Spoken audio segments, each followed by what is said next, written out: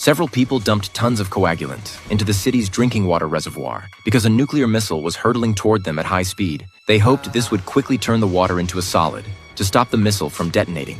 Otherwise, the entire city would be destroyed. However, after 10 minutes, the water still hadn't solidified, and the missile was getting closer and closer. Jimmy prepared to use a shovel to stir the water, to make it solidify faster, but the shovel was too short and couldn't even reach the water's surface. There was no time to find other tools, so Jimmy made a bold decision. He quickly jumped into the water and kept stirring the coagulant with the shovel. This indeed worked well, but the solidified water was like quicksand, trapping Jimmy inside. No matter how hard he struggled, he couldn't break free. What was worse, the missile was now less than a kilometer away. If it hit Jimmy, the nuke would still detonate. At this critical moment, his teammates brought in a helicopter. They dropped down a safety rope for Jimmy to grab tightly, planning to use the helicopter's power to pull him up. Unexpectedly, the coagulant's adhesive force was incredibly strong. Even at maximum power, the helicopter couldn't move Jimmy an inch. His teammates were extremely anxious because they didn't have much time left, but Jimmy was much calmer. He grabbed the rope again and quickly dove underwater. After his entire body was submerged, he pulled the rope tight, signaling his teammates to start the helicopter again.